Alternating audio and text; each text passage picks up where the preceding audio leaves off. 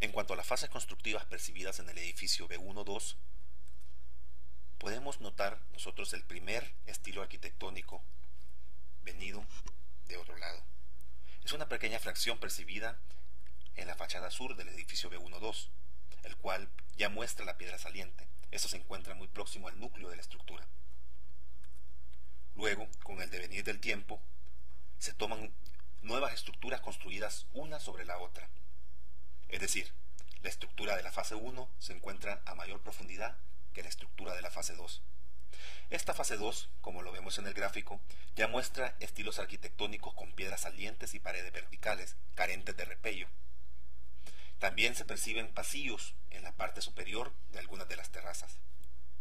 Luego le viene lo que hemos llamado agrandamiento, el agrandamiento de la fase 2B, lo cual eleva el volumen de la estructura. Siguiente a ello, percibimos una nueva fase, la fase 3. En el arranque de esta estructura se percibe lo que es la línea roja, que es el piso. Hay un piso que comunica con la parte exterior de la estructura. Luego se adopta nuevamente un agrandamiento vertical, lo cual eleva el volumen de la estructura. Y siempre los pisos de barro entre cada terraza. De este modo, lo que hemos percibido como un templo en la parte superior de la estructura corresponde a la fase 3, tal lo vemos en el gráfico. Arriba de esta fase se tienen las columnas y lo que son las habitaciones. Desconocemos si la fase 2 aún guarda alguno de estas evidencias, como lo es columnas y habitaciones. Sin embargo, creemos o sospechamos que cada uno de los edificios en las diversas fases comprendían un templo en la parte superior. Luego, esta tercera fase posee un tercer agrandamiento vertical, el cual cubre lo que hemos dado por llamar el templo.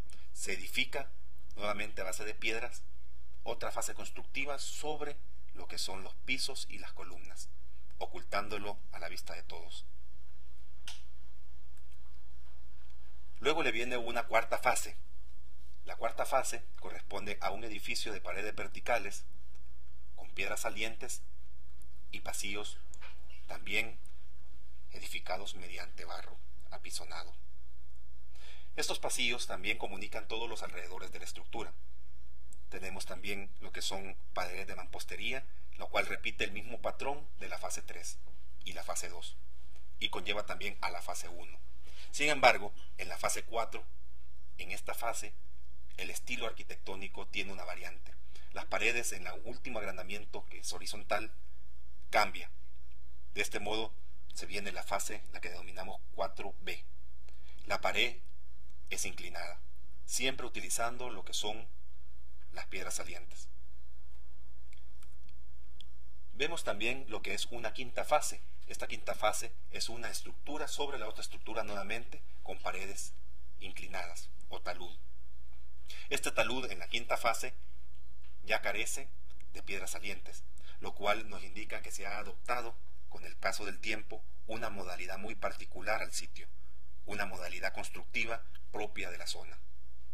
Este patrón constructivo no es percibido en ninguna otra estructura en Tazumal, ni en otro sitio de El Salvador, por lo cual este edificio constituye un eslabón para reconocer lo que fueron las migraciones toltecas o los contactos toltecas con la región salvadoreña. Lo que es la fase 5B también representan agrandamientos horizontales, siempre construyendo a modo de talud o paredes inclinadas. Estas paredes son construidas sobre los pasillos de cada una de las terrazas. Y por último, viene lo que le hemos llamado la fase 6, que es la restauración con cemento realizada en los años 50, el cual recubría con cemento toda la estructura, ocultando a la vista de todos lo que realmente era el Tazumal. No juzgaremos en este tipo de restauraciones, puesto que se daban a las escuelas de la época. Pero sí podemos nosotros comprender la historia de la arqueología a través de este tipo de intervenciones. Por ello, Tazumal guarda ahora una sección en la cual sigue restaurada con cemento como parte de la historia arquitectónica del sitio y el modelo de restauración de nuestros países. Los isométricos nos permiten una perspectiva de lo que pudo ser el interior de la estructura. Tal lo vemos, los colores pueden representar diversas fases constructivas, así como estilos arquitectónicos. Ello es una modalidad constructiva de la época.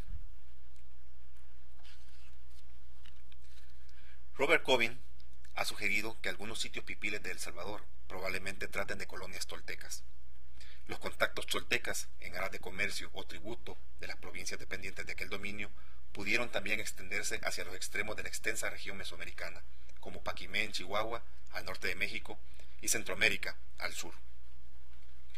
Con relación a esto último, en Tula es interesante destacar el hallazgo de artefactos posiblemente provenientes de Costa Rica y Nicaragua, como lo son las vasijas del tipo Nicoya, encontradas también en El Salvador.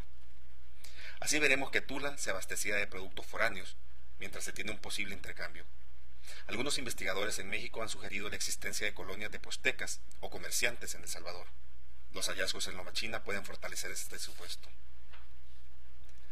La intrusión o el contacto con grupos del altiplano mexicano, para algunos investigadores pudo verse vinculado con la producción de cacao, el cual, como hemos dicho, era de enorme interés. Según Amaroli, el cacao pudo haber estado en auge desde el 650 después de Cristo en el occidente de El Salvador.